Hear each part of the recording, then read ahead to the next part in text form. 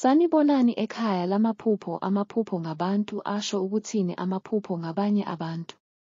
Lokhu kuhlanganisa izithulu, izilima, abangane, omakhelwane, abantu abakhulile, abantu ababi, abafelokazi nabantu abasha.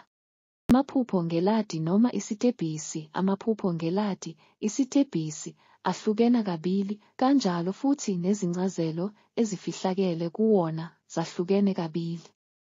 Ukuphupha ugibela iladi uze ufike phezulu lokho kuhle futhi kuchaza impumelelo kulokho okwenzayo empilweni yakho.